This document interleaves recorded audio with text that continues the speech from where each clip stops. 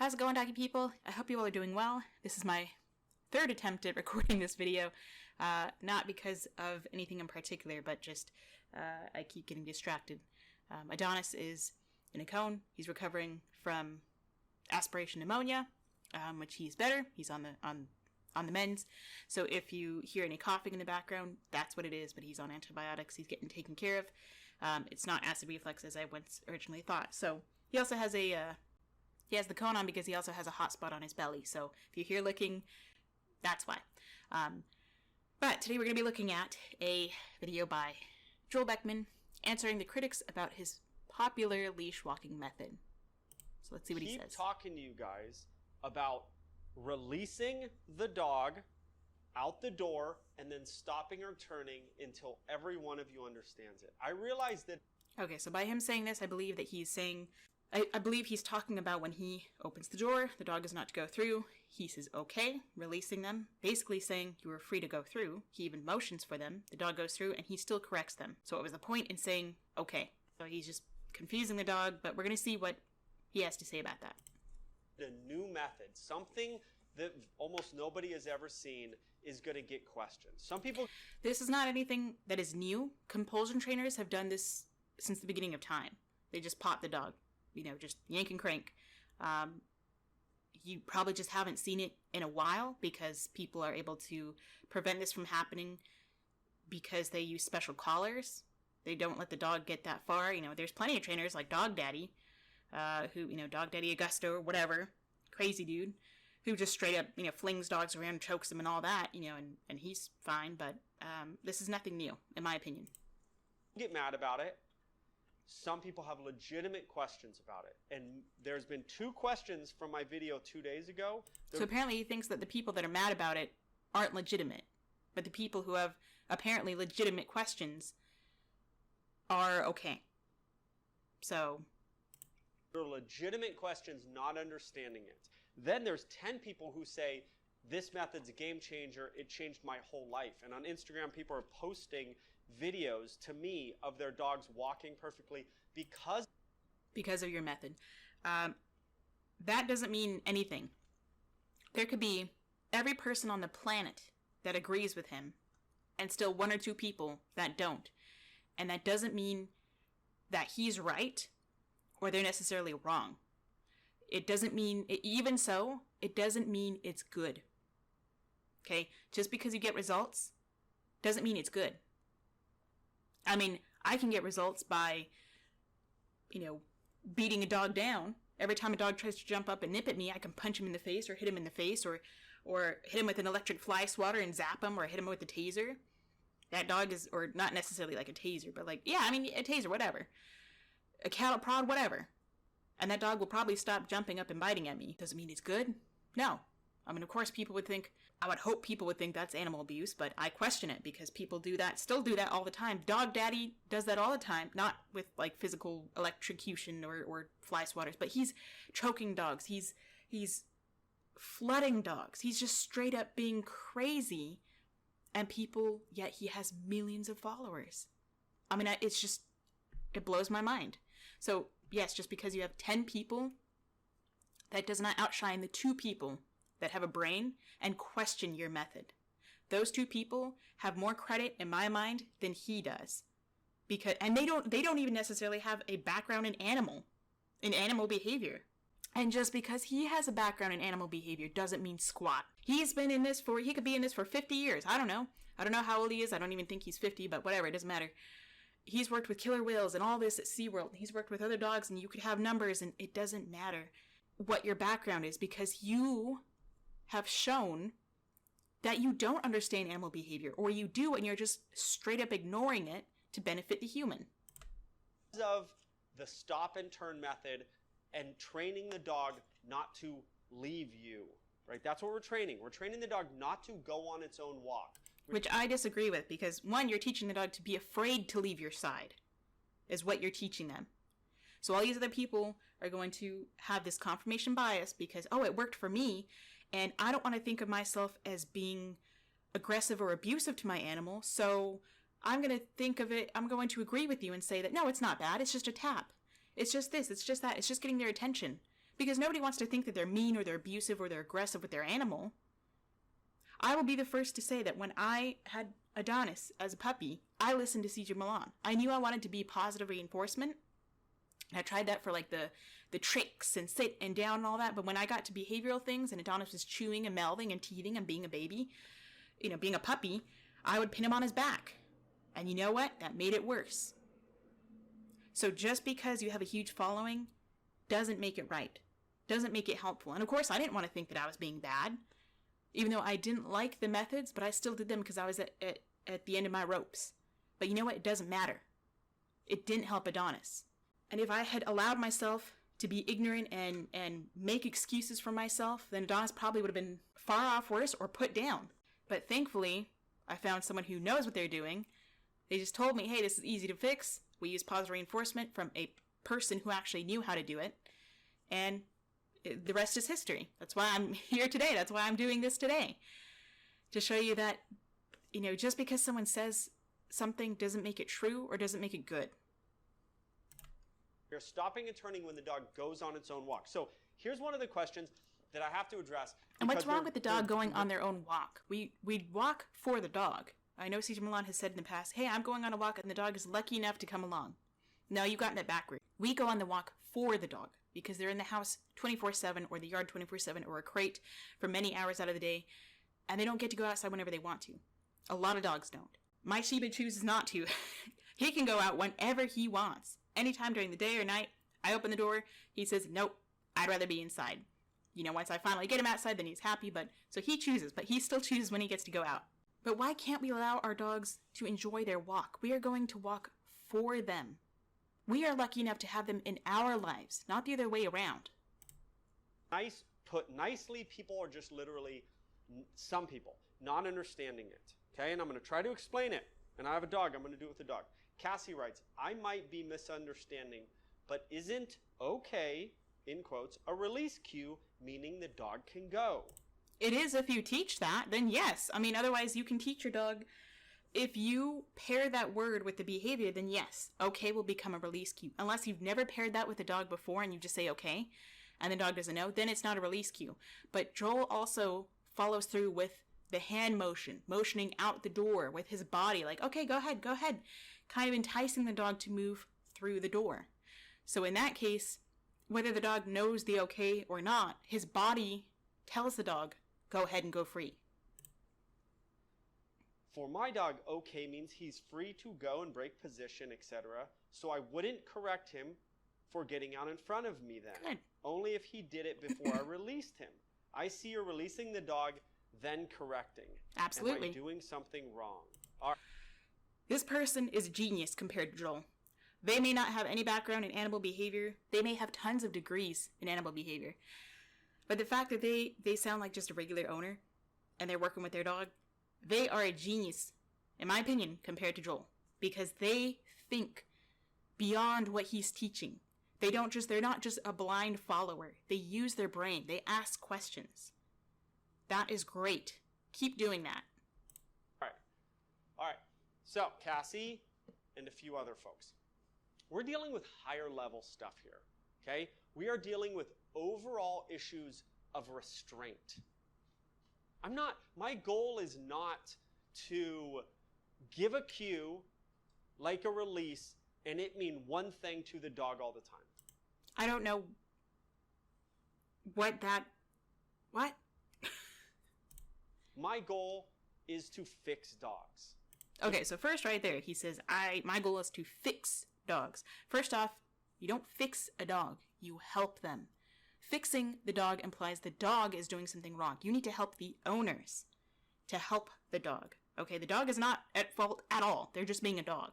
What they've learned is still a human fault, so why should the dog have to pay? The dog should never have to pay. But he says he's not here to teach a word to be a cue, to be like a condition cue. He's here to fix dogs, and fix in quotations.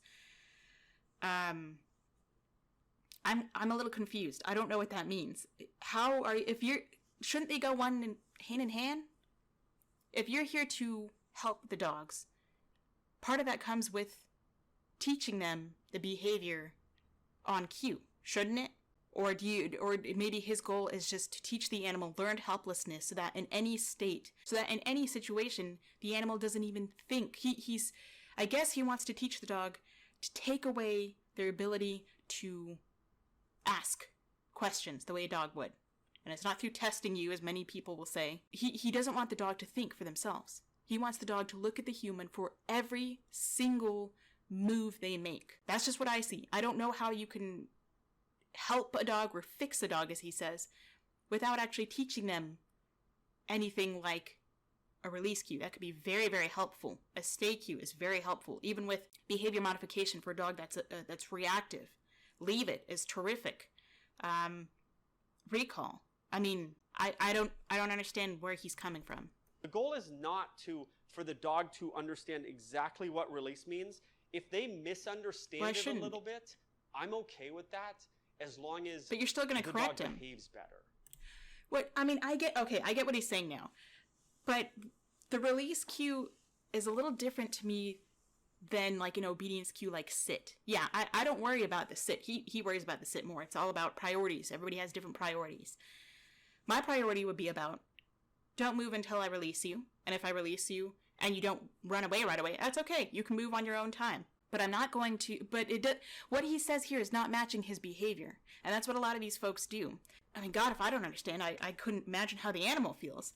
He says one thing, but then does another. He says he doesn't care if the dog understands okay, but yet he makes a point of tricking the dog. Yes, tricking the dog to go outside so he can correct them. I guess I gotta move on. I'm just confused. That's okay. Dogs are incredibly impulsive creatures. More impulsive than many animals in the wild. They fly outdoors. They run. Well, that's because they don't have natural predators coming for them. They don't have those survival instincts like animals in the wild. I'm sure they would be a lot less impulsive if they were wild, because they would have, that gene to be impulsive would die out because it gets you killed. Traffic. They pull you down the street. I saw a guy the other day get pulled by his German Shepherd going to attack a dog. Guy went down like a ton of bricks. Dog felt like doing something, and it did it. So here, again, he puts the accountability on the dog. The dog did not do anything wrong. The owner should have done their research to know what kind of dog they're getting, how big it's going to be. Can you handle this dog? Do you know how to train? The owner had taught this dog, whether intentionally or not, I'm assuming not intentionally, to pull them down the street, to go after other dogs, to be excitable, to be, reactive, whatever it is. The dog learned, while in this person's care or other people's care, to do that. It's not the dog's fault. The dog does not need to pay. The dog does not need to be held accountable and be abused or be overcorrected or be yanked around on a leash, taught learned helplessness, just because, the human can't handle them. The method... And just because this dog pulls him down the street does not make it okay to then use this guy's method on that animal. We taught them over time to do this. We can teach them over time to undo this. He says dogs are spontaneous. They have no impulse control, which is true, but it can also be taught. We can teach them that.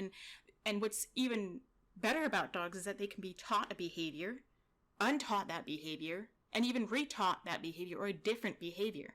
You can teach a dog that sit has two different cues. Or you can take a dog and teach that sit means sit, and now you change it to banana, and now they only listen to the word banana, and you can go back to teaching sit.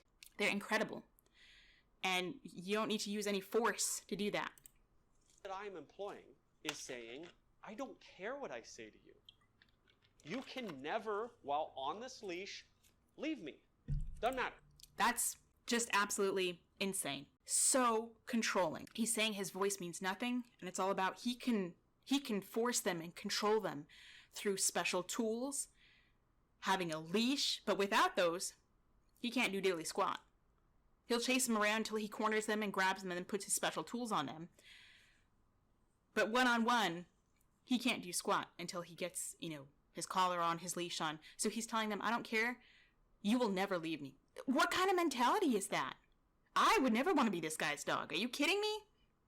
You try that with Adonis? I mean, this guy would never come anywhere near my dog. I would never let him near my dog. But you try that with Adonis, he's going to fight back. Adonis will not give up because he's a dog.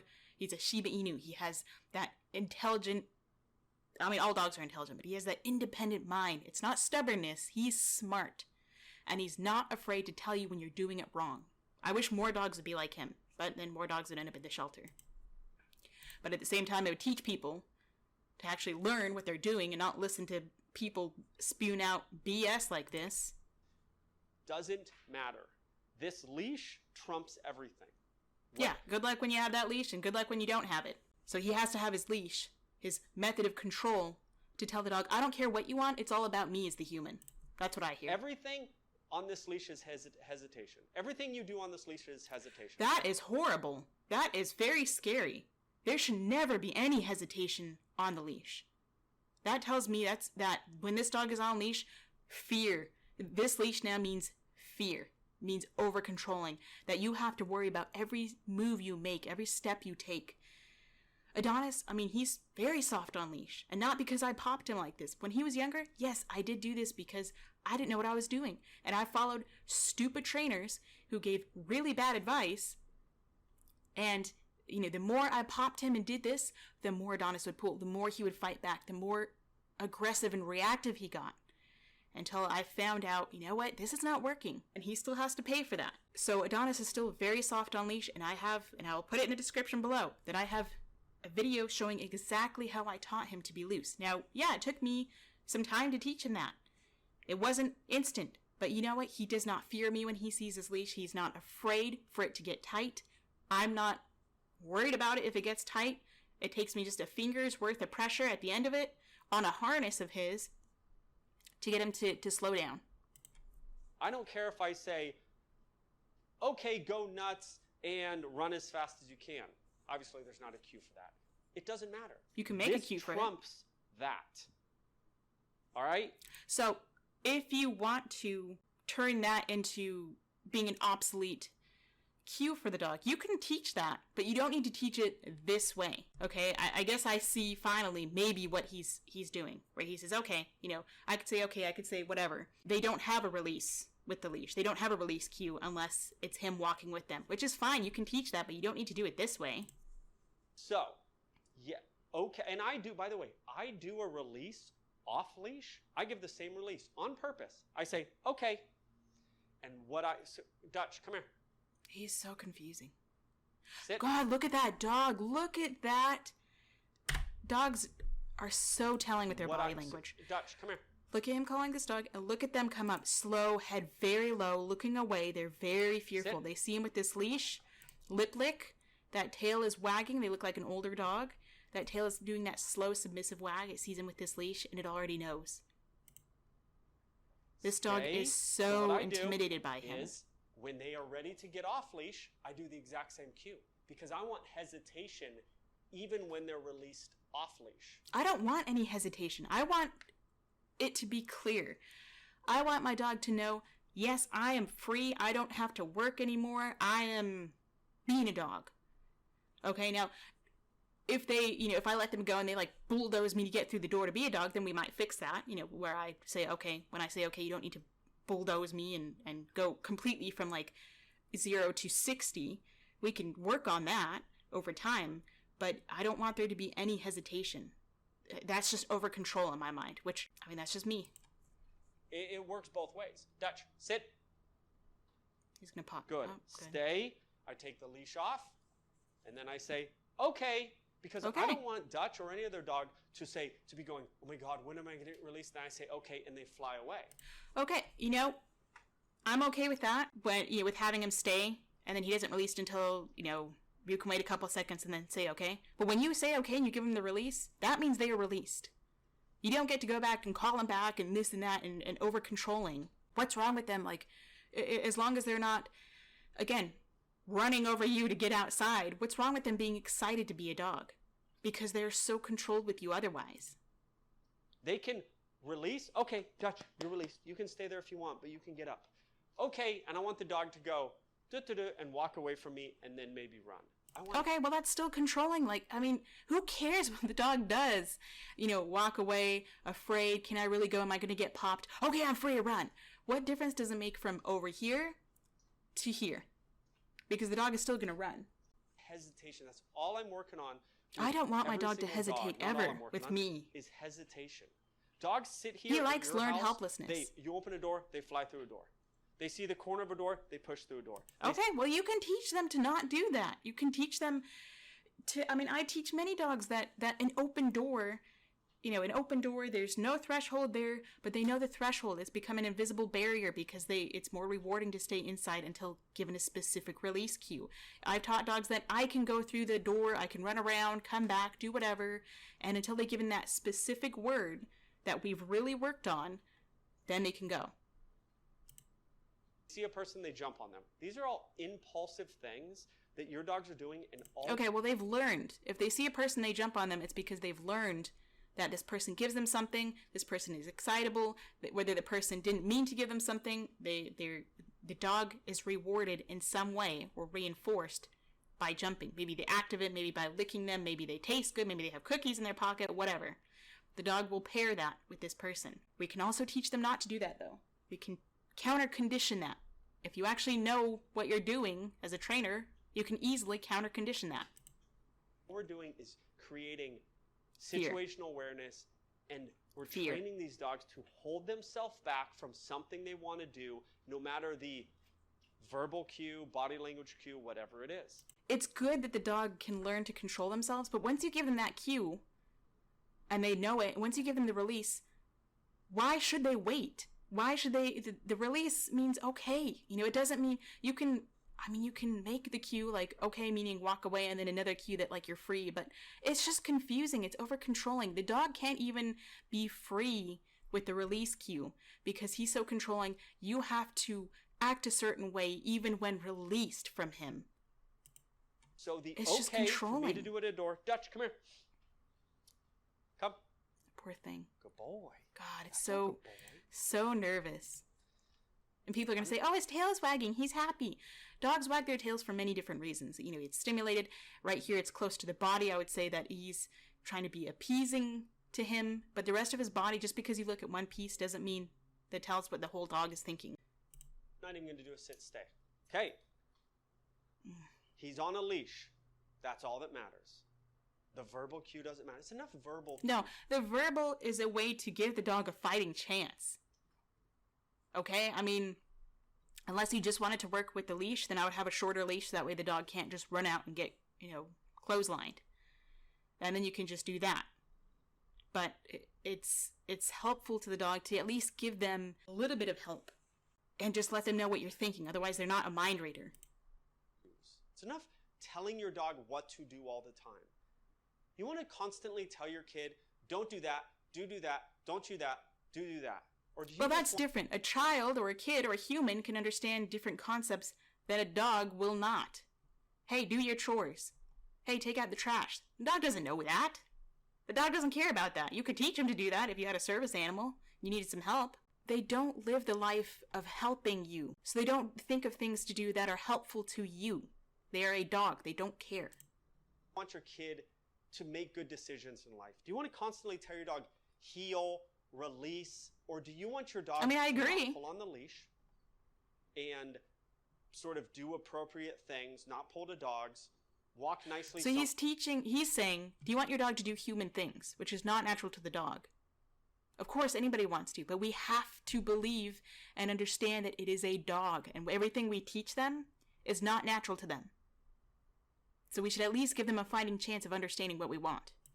Sometimes, once the sniff kind of veer off, you let him sniff. I don't want to verbally tell dogs, kids, people what to do and what not to do all the time. How about they just act right? Well, okay, that is the stupidest thing I've heard this whole video. How about they just act right? Okay, well, what is acting right to you? What is acting right? His definition of acting right is different from everybody else's, from mine. How is the dog supposed to know to just act right without you telling them or giving them cue or without teaching them what to do? God, this guy is just so controlling. He doesn't want to have to tell them what to do, but he wants them to expect to just act right. What does act right mean to you? To me, it seems like for him to just act right means don't act like a dog, act like not even a human, act like a robot. The leash means walk nice and you can't leave me. Ready? Okay, well, good luck, dog. Oh, Oh! poor thing. Head down. When he claps, this dog flinches. I'm gonna go back a couple. So his closed mouth, short lips, ears are back. Has the worried face. He's looking at him. His tail is wagging. And we're gonna see he claps. Greatest. Sorry, we'll go back a little bit more. Oh! Claps. The dog blinked Greatest a couple dog ever. times. That's all we want. This dog is fearful of him. If you want this relationship with your dog, then by all means go for it. That decision Dutch made on a leash to say, I want to go out the door, and then saying, me taking one step back and him saying, where's Joel, is the same thing when we get on a walk and Dutch goes, it's going to be more. It's more. Dutch says, oh, where's my captor? Where's the person who's going to jerk on this leash and hurt me? That's what he sees. On a walk, but when Dutch goes, I want to go see that dog, I want to go bark at that dog, I want to attack that dog, but where's Joel? Is it going to... I would worry less about myself and worry more about my dog's mental state. Why do they feel the need to do this? Why are they acting this way? Is it something that I have done as the human in this dog's life? Take accountability as the human and the owner. What have I done that has led up to this point? Because the dog doesn't just decide to attack someone someday. And usually, 99% of the time, from my own opinion and experience, is that it's out of fear or it's a learned behavior. Dogs don't just go attacking someone for no reason. Be that perfect? No, he's going to be more stimulated on a walk. He's going to go, oh my gosh, there's a dog, and I'm going to stop, and he's going to go, okay, so then you already know this, so why don't you start teaching this at a distance and set the dog up for success? Because that's not how he works. That's not how he thinks about animals, which is probably why he doesn't work with SeaWorld anymore, because you can't do that to a killer whale. You know, people, they withhold food from them, they keep them in a bathtub, you know, basically compared to their original, you know, wildlife. They claim that, oh, they only live 25 to 30 years here, when really they can live up to, like, I think 100 in the wild. I mean, it's insane. You can get away with this with a dog or a horse because they don't fight back. But you try to do this with a wild animal, a wolf that hasn't been raised in captivity, you know, a wolf or a killer whale. I mean, those animals just tolerate you. They know they can kill you. And that's why they have so many issues where people cannot be in the pool with the orcas anymore. And the orcas are just being orcas. The dogs are just being dogs. But we get away with this when we control everything of an animal's aspect of their life, every aspect of their life. We control everything. And then, you know, then we feel powerful. All right, so I guess that's enough of rambling. This video has gone on probably much, much longer than I expected it to, but hey, you know, if you don't want to watch all the way through, then you don't have to. Let me know what you think of this video. Let me know of what you'd like to see next time. And let me know if you'd like to see these if you like these long videos, or if you want me to cut them up into separate parts, so it's not as long of a watch. Thanks for watching. I appreciate any of those who watch. If you want to subscribe, you're welcome to. Thanks again, and until next time, stay positive. Excuse you. Good boy.